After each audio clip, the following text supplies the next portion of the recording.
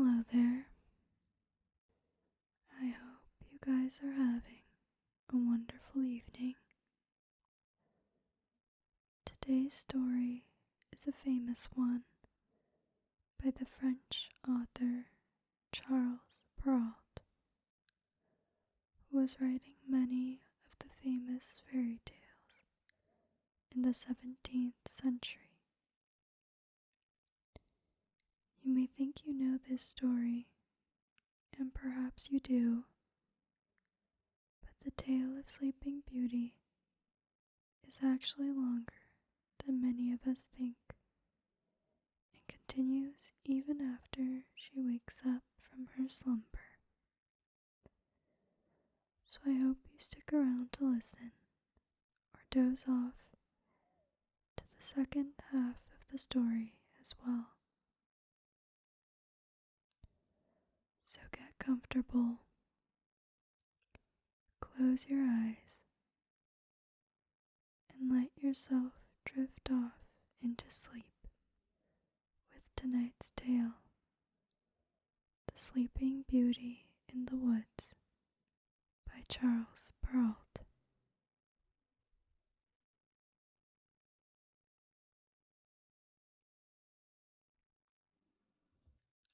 Once upon a time, there was a king and a queen who were very sorry that they had no children.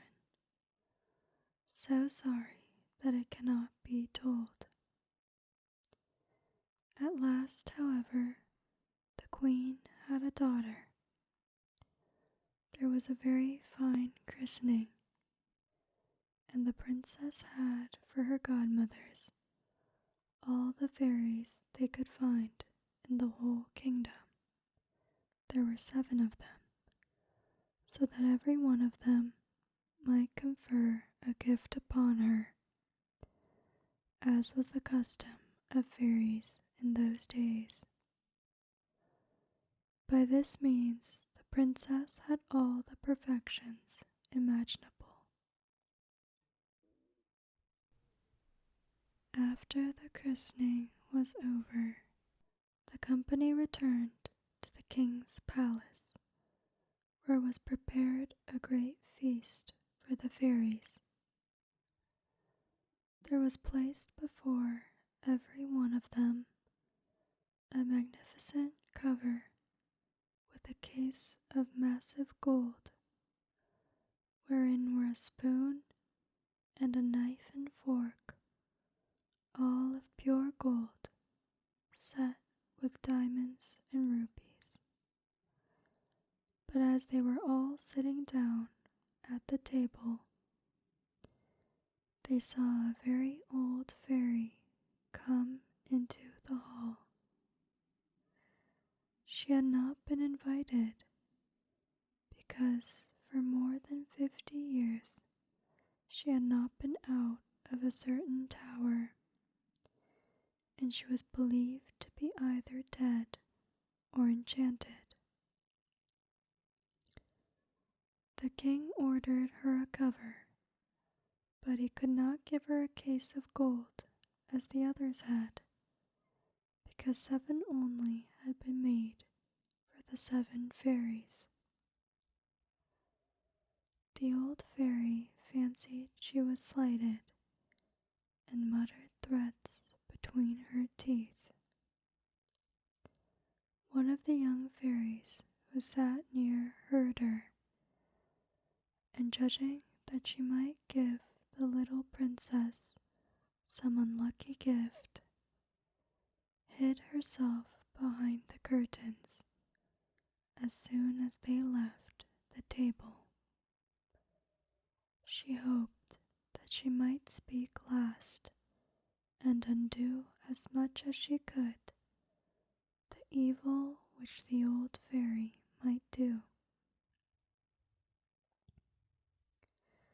In the meanwhile, all the fairies began to give their gifts to the princess. The youngest gave her for her gift that she should be the most beautiful person in the world. The next that she should have the wit of an angel. The third, that she should be able to do everything she did gracefully. The fourth, that she should dance perfectly. The fifth, that she should sing like a nightingale. And the sixth, that she should play all kinds of musical instruments to the fullest perfection. The old fairy's turn coming next, her head shaking more with spite than with age, she said that the princess should pierce her hand with a spindle and die of the wound. This terrible gift made the whole company tremble, and everybody fell a-crying. At this very instant, the young fairy came from behind the curtains and said these words in a loud voice. Assure yourselves, O King and Queen, that your daughter shall not die of this disaster. It is true, I have no power to undo entirely what my elder has done. The princess shall indeed pierce her hand with a spindle, but instead of dying, she shall only fall into a deep sleep, which shall last 100 years, at the end of which a king's son shall come and awake her. The king, to avoid the misfortune foretold by the old fairy, issued orders forbidding anyone, on pain of death, to spin with a distaff and spindle, or to have a spindle in his house. About 15 or 16 years after, the king and queen, being absent at one of their country villas, the young princess was one day running up and down the palace. She went from room to room, and at last she came into a little garret on the top of the tower, where a good old woman alone was spinning with her spindle. This good woman had never heard of the king's orders against spindles. "What are you doing there, my good woman?" said the princess. "I am spinning, my pretty child," said the old woman, who did not know who the princess was. "Ha," said the princess, "this is very pretty. How do you do it? Give it to me. Let me see if I can do it." She had no sooner taken it into her hand than, either because she was too quick and heedless, or because the decree of the fairy had so ordained, it ran into her hand, and she fell down in a swoon. The good old woman, not knowing what to do, cried out for help. People came in from every quarter. They threw water upon the face of the princess, unlaced her, struck her on the palms of her hands, and rubbed her temples with cologne water, but nothing would bring her to herself. Then the king, who came up at hearing the noise, remembered what the fairies had foretold.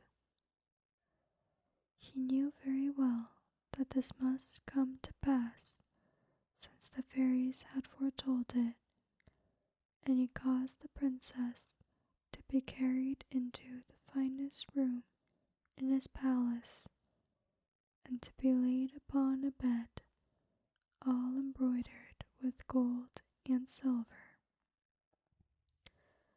One would have taken her for a little angel. She was so beautiful, for her swooning had not dimmed the brightness of her complexion. Her cheeks were carnation, and her lips coral. It is true her eyes were shut, but she was heard to breathe softly, which satisfied those about her that she was not dead.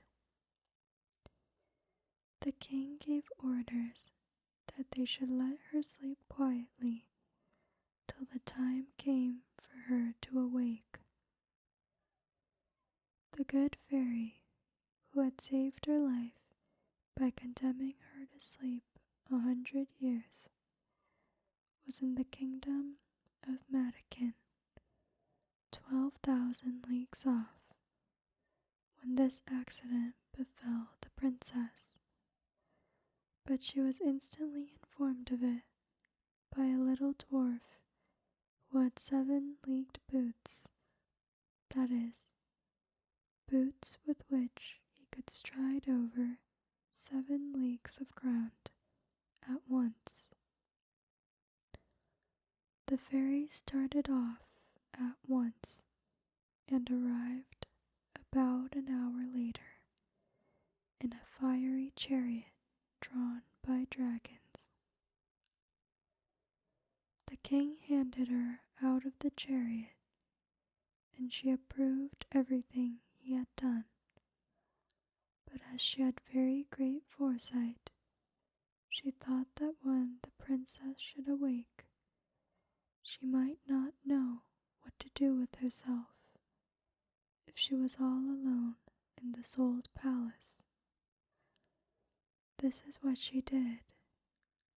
She touched with her wand everything in the palace except the king and queen. Governesses, maids of honor, ladies of the bedchamber, gentlemen, officers, stewards, cooks, undercooks, kitchen maids, guards with their porters, pages, and footmen. She likewise touched all the horses which were in the stables, the cart horses, the hunters and the saddle horses, the grooms, the great dogs in the outward court, and little Mopsy too, the princess's spaniel, which was lying on the bed. As soon as she touched them, they all fell asleep, not to awake again until their mistress did, that they might be ready to wait upon her when she wanted them.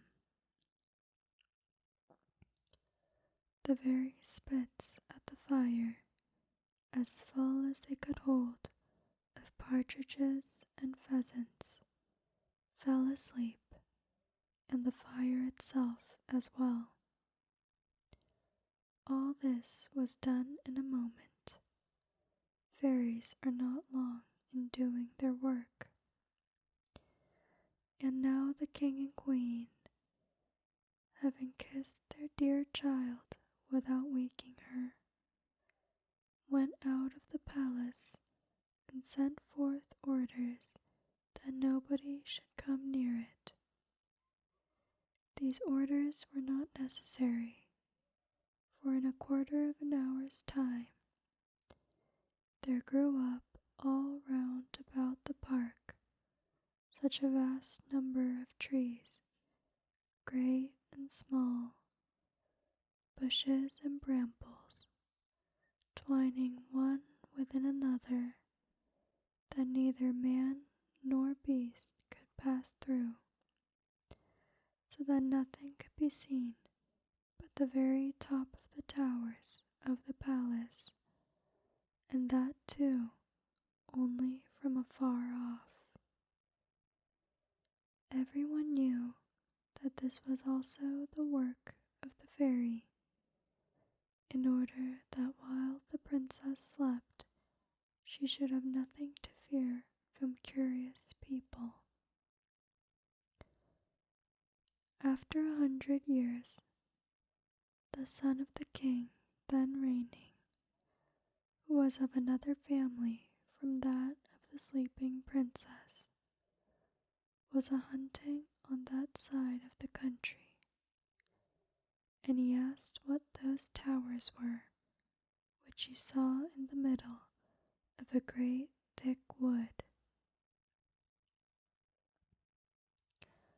Everyone answered according as they had heard. Some said that it was an old haunted castle, others that all the witches of the country held their midnight revels there. But the common opinion was that it was an ogre's dwelling, and that he carried to it all the little children he could catch, so as to eat them up at his leisure, without anyone being able to follow him, for he alone had the power to make his way through the wood. The prince did not know what to believe, and presently a very aged countryman spoke to him thus: "May it please your royal highness, more than 50 years since I heard from my father that there was then in this castle the most beautiful princess that was ever seen, that she must sleep there 100 years, and that she should be waked by a king's son, for whom she was reserved." The young prince, on hearing this, was all on fire. He thought, without weighing the matter, that it could put an end to this rare adventure, and, pushed on by love and the desire of glory, resolved at once to look into it. As soon as he began to get near to the wood, all the great trees, the bushes and brambles, gave way of themselves to let him pass through. He walked up to the castle, which he saw at the end of a large avenue, and you can imagine he was a good deal surprised when he saw none of his people following him, because the trees closed again as soon as he had passed through them. However, he did not cease from continuing his way. A young prince in search of glory is ever valiant. He came into a spacious outer court, and what he saw was enough to freeze him with horror. A frightful silence reigned over all. The image of death was everywhere, and there was nothing to be seen but what seemed to be the outstretched bodies of dead men and animals.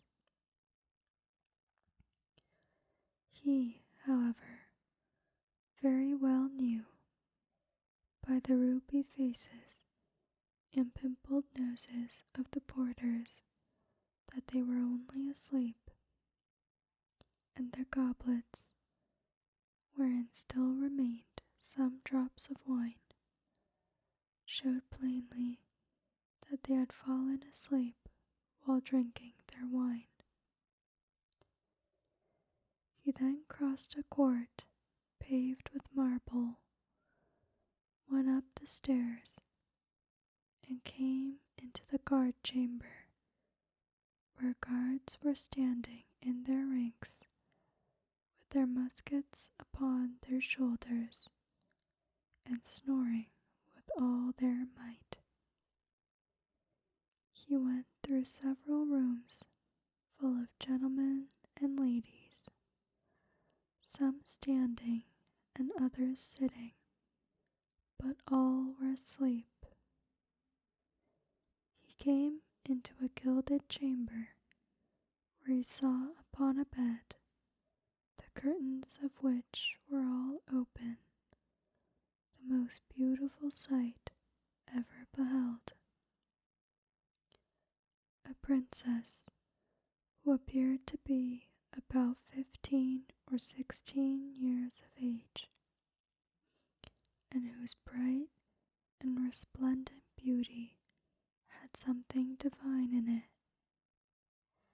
He approached with trembling and admiration, and fell down upon his knees before her. Then, as the end of the enchantment was come, the princess awoke, and looking on him with eyes more tender than could have been expected at first sight, said, "Is it you, my prince? You have waited a long while."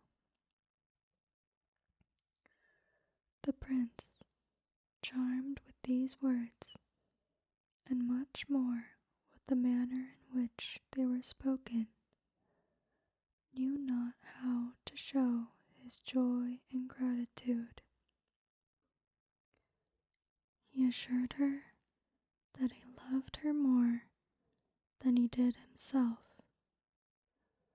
Their discourse was not very connected, but they were the better pleased, for where there is much love, there is little eloquence. He was more at a loss than she, and we need not wonder at it.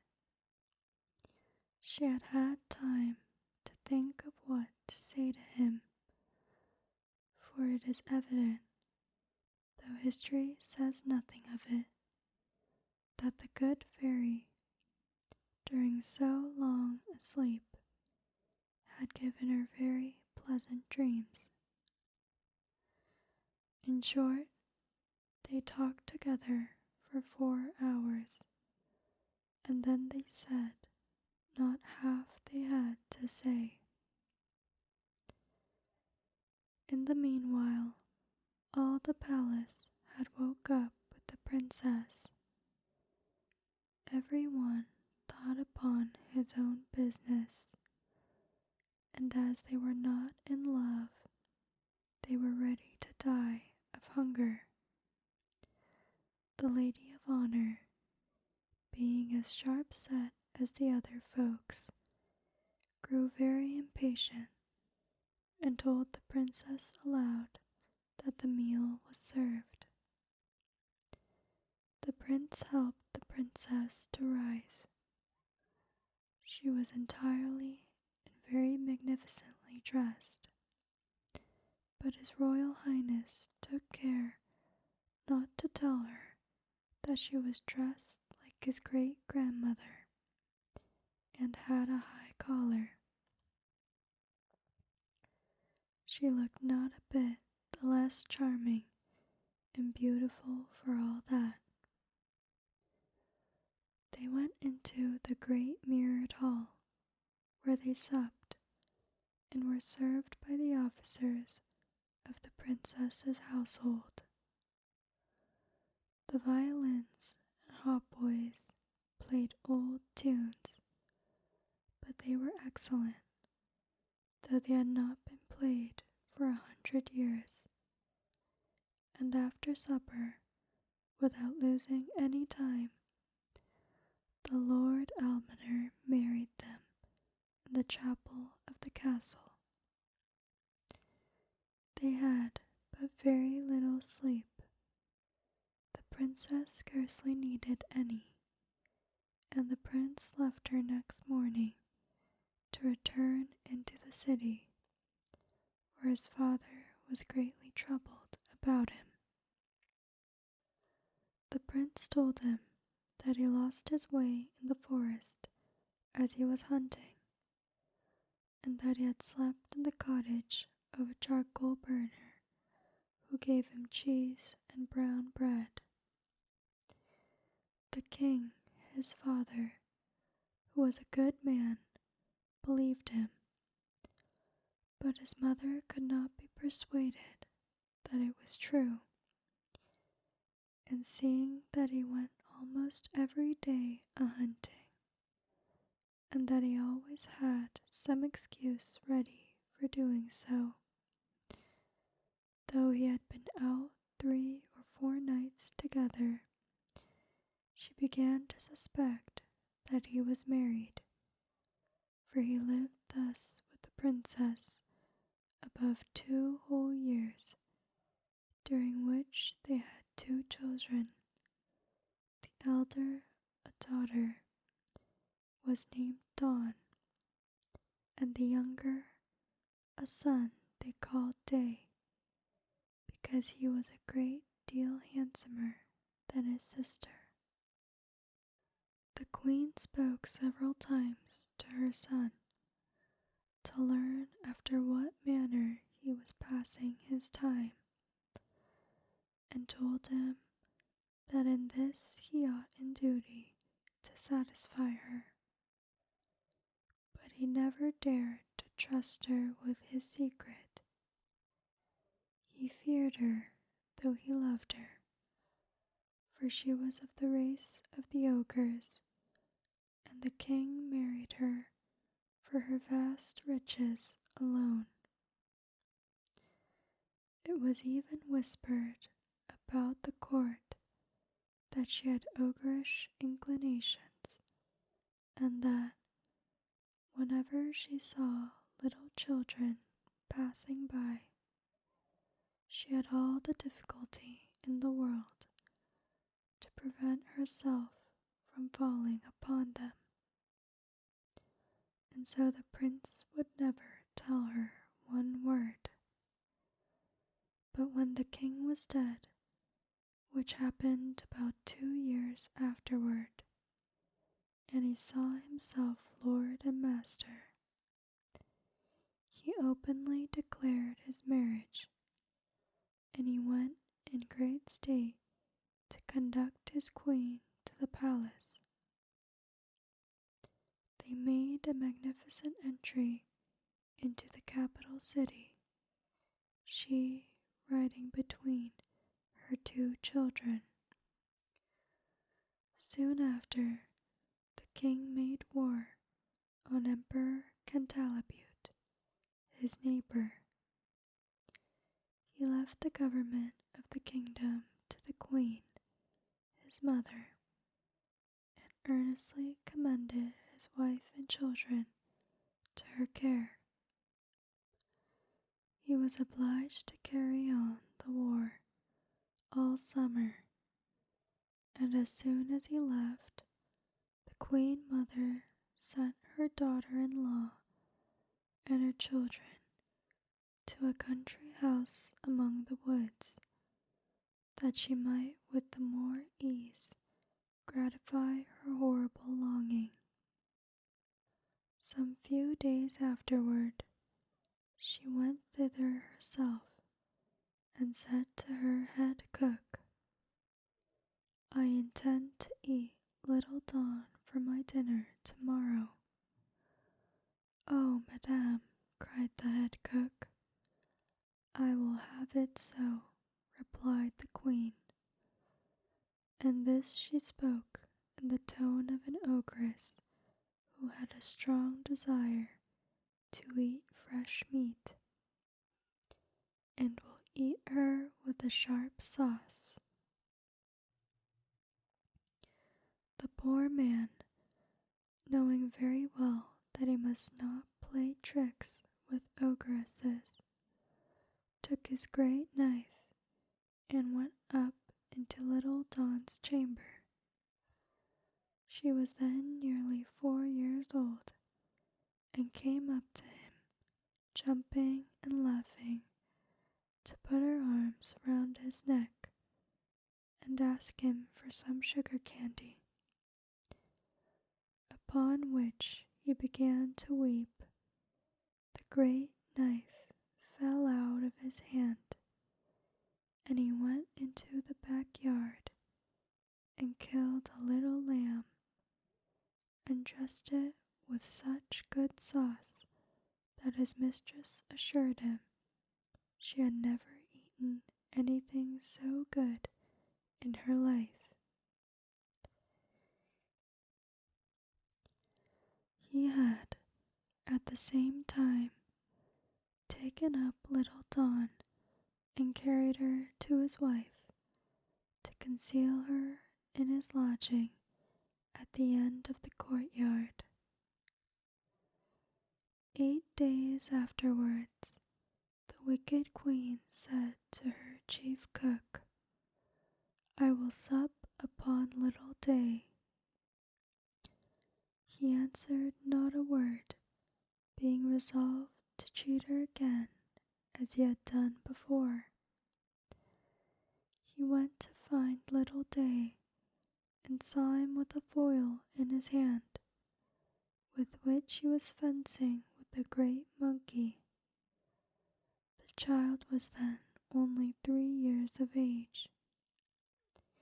He took him up in his arms, and carried him to his wife, that she might conceal him in her chamber, along with his sister. And instead of little Day, he served up a young and very tender kid, which the ogress found to be wonderfully good. All had gone well up to now, but one evening this wicked queen said to her chief cook, "I will eat the queen with the same sauce I had with her children." Now the poor chief cook was in despair, and could not imagine how to deceive her again. The young queen was over 20 years old, not reckoning the 100 years she had been asleep, and how to find something to take her place greatly puzzled him. He then decided to save his own life, to cut the queen's throat, and going up into her chamber, with intent to do it at once, he put himself into as great fury as he possibly could, and came into the young queen's room with his dagger in his hand. He would not, however, deceive her, but told her with a great deal of respect the orders he had received from the Queen Mother. Do it," she said, stretching out her neck. "Carry out your orders, and then I shall go and see my children, my poor children, whom I loved so much and so tenderly," for she thought them dead, since they had been taken away without her knowledge.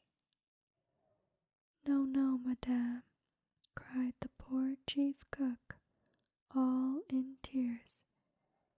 "You shall not die, and you shall see your children again at once.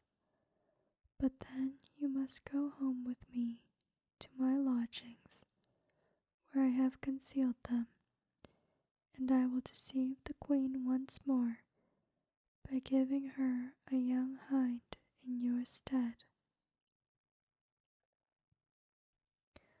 Upon this, he forthwith conducted her to his room, where, leaving her to embrace her children and cry along with them, he went and dressed a young hind, which the queen had for her supper, and devoured with as much appetite as if it had been the young queen. She was now well satisfied with her cruel deeds, and she invented a story to tell the king on his return of how the queen, his wife, and her 2 children had been devoured by mad wolves. One evening, as she was, according to her custom, rambling round about the courts and yards of the palace to see if she could smell any fresh meat, she heard in a room on the ground floor little Day crying, for his mamma was going to whip him because he had been naughty, and she heard at the same time little Dawn begging mercy for her brother. The ogress knew the voice of the queen and her children at once, and being furious at having been thus deceived, she gave orders, in a most horrible voice which made everybody tremble, that next morning by break of day they should bring into the middle of the great court a large tub filled with toads, vipers, snakes, and all sorts of serpents, in order to have the queen and her children, the chief cook, his wife and maid, thrown into it, all of whom were to be brought thither with their hands tied behind them. They were brought out accordingly, and the executioners were just going to throw them into the tub when the king, who was not so soon expected, entered the court on horseback and asked, with the utmost astonishment, what was the meaning of that horrible spectacle. No one dared to tell him, when the ogress, all enraged to see what had happened, threw herself head foremost into the tub, and was instantly devoured by the ugly creatures she had ordered to be thrown into it to kill the others. The king was of course very sorry, for she was his mother, but he soon comforted himself with his beautiful wife and his pretty children.